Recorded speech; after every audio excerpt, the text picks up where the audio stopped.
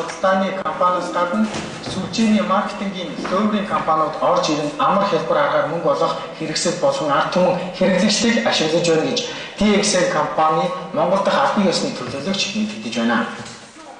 Манай улсад дистрибьюторын худалдаа эрх зүйн зохицуулалтгүйгээс болж сүлжээний маркетингийн нэрийг ашигласан лоовр хэрэгээс сэтэрч ажилгүйд ядуурлыг ашиглан түргэн хугацаанд мөнгөтэй болно гэсэн санхүүгийн пирамид хэлбэртэй буюу сүлжээний компаниуд олширч байна.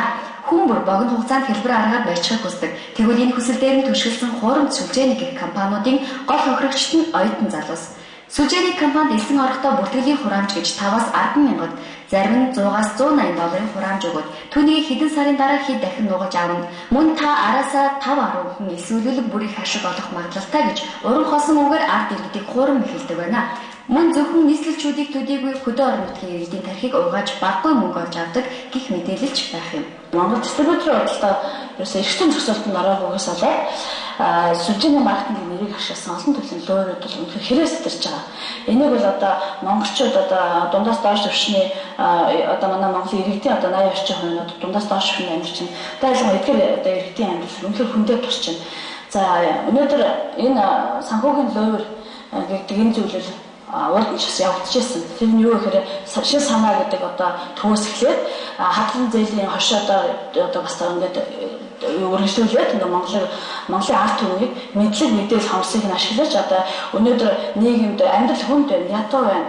Хүмүүсийн амьдрал одоо баталгаагүй хүнд байгааг нь ашиглаж одоо өөрөөсөө маш хурдан мөнгө олно, маш одоо амархан сайхан амьдрна гэсэн ийм одоо хуурамч гинэн одоо ийм мэдээлэл хүмүүсийн тархийг угааж одоо маш одоо санхүүгийн үнэхээр хүндрэлд оруулаад одоо энэ болоод үнэхээр хэрэг сэтэрч байна. Элбин карт Ман үндэс 44, Amiga Global, Unit, Smart Club зэрэг компаниуд үйл ажиллагаагаа эдгээрээ явуулж байна гэж DXN Монгол компани албан ёсны төлөөлөгчид хэлж байна.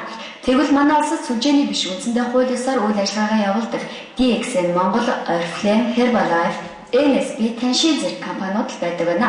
Эдгээр компаниуд нь олон улсад хүлээн зөвшөөрөгдсөн шууд худалдааны компаниуд юм. Шууд худалдаа бол хэрэглэгч дистрибьюторуудыг ямар ч байдлаар хохироодоггүй шудраг бусаар худалдаа хийхийг хориглосон хууль ёсны бизнес юм байна. Албан ёсны дистрибьютор сүлжээ хоёрыг арт иргэд андуурсны улмаас хохирогч болгоулдаг гэж тэд хэлж сэрэмжлүүлж байна.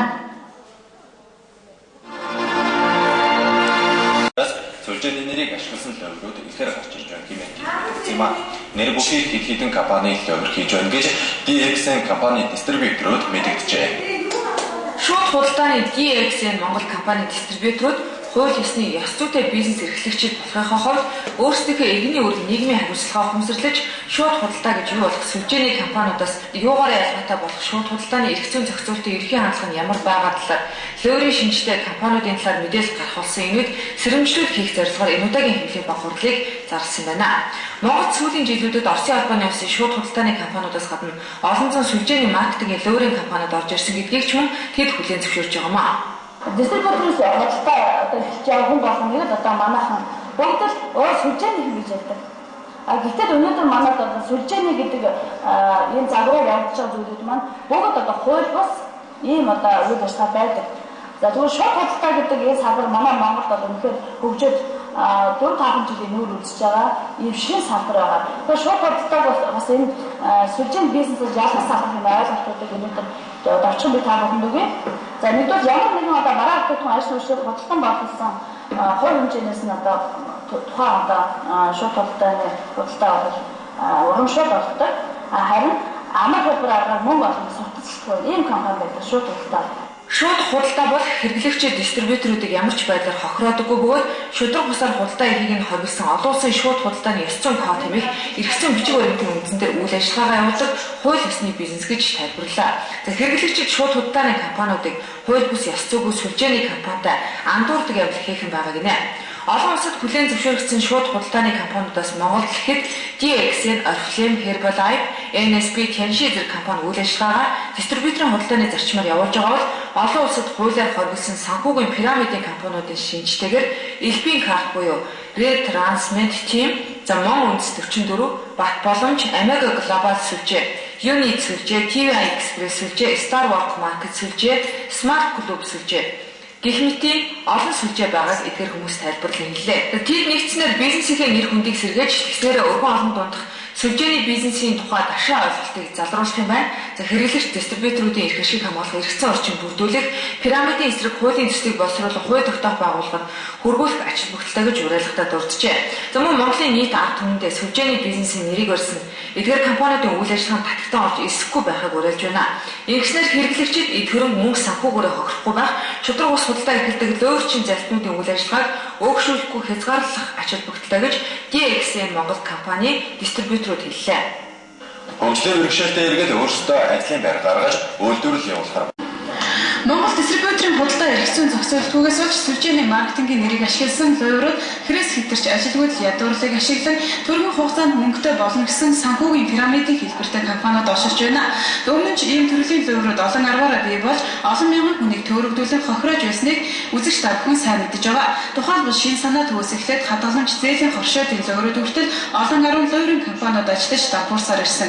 Өргөн олонний мэдлэг мэдээллийн хомс байдлыг ашиглан ойрын хэдэн жил сүлжээний маркетинг ашиглаж луйврдах явдал дахин сэргэж нийгмийн шинжтэй үзэгдэл болж байна. Бид нар хууль ёсны ёс зүйтэй бизнес эрхлэлтийг учраас нийгмийнхаа үүрэг одоо хариуцлагыг ухамсарлаж нийгмийнхаа эрүүл хүний үүргийнхаа дагуу өөрсдийнхөө одоо мэдлэг боловсролыг та бүхэндээ хуваалцаж Магадгүй үзэгч танд хэн нэгэн хүн $10 төлөөд доороо 2 хүн эсвэлээд $1000 авах боломжтой хэмээн санал тавьж байсан баха. Тэгвэл энэ нь санхүүгийн луйвр гэдгийг Монгол үйл ажиллагаа явуулж байгаа олон улсад хүлээн зөвшөөрөгдсөн шууд худалдааны компани төлөөлөгчид онцолж байгаа юм а. Монгол сүүлийн жилүүдэд Оросын холбооны улсын шууд худалдааны компаниудаас гадна олон зуун сүлжээний маркетингийн луйврын компаниуд орж ирж сүлжээний маркетингийн нэрийг барин амар хэлбэрээр мөнгө олох хэрэгсэл болгон ард түмэн хэрэглэгчдийг хохироож байна. Шууд худалдаа бол хэрэглэгч дистрибьюторыг ямар ч хохирлгүйгээр холбогддог бөгөөд шудраг бусаар худалдаа хийхийг хоригдсан байдаг байна. Шудраг бус худалдаа учраас хуур мэдлэг ажиллагааг өгшүүлж шудраг хөдөлмөрлөж мөнгө олох явдлыг үгүйсгдэг. Та ажил хийхгүй байж болно. Миний амжилтсан мөнгийг мөнгөөр бэлчих юм бол одоо энэ та хар богино хугацаанд мөнгөтэй болж болно гэдэг энэ тогтолцоог өгшүүлдэг, дэмждэг энэ систем. Шударгаар хөдөлмөрлөж мөнгө олох явдлыг үгүйсгэж хаад боогдуулж байдаг. За ингэж Монголд сүлжээний бизнесээр нэрлэсэн санхүүгийн луйвр газар авч байгаа энэ үед санхүүгийн пирамидын эсрэг шууд худалдааны компаниуд нэгдэж хамтарч ажиллахыг тэд уриаллаа. Монголын нийт ард түмэндээ сүлжээний бизнесийн нэрийг барьсан эдгээр компаниудын үйл ажиллагаанд татагдан орж эсэхгүй байхыг уриалж байгаа. Ингэснээр хэрэглэгчид эд хөрөнгө мөнгө санхүүгээрээ хохирохгүй байх, шудраг бус худалдаа эрхэлдэг луйврчин залтнуудын үйл ажиллагааг өөгшүүлэхгүй хязгаарлах ач холбогдолтой юм а. Энэ өдрийн мэдээллийг боловсруулж өглээ. Төрийн албан агчийг Орос улсны зээл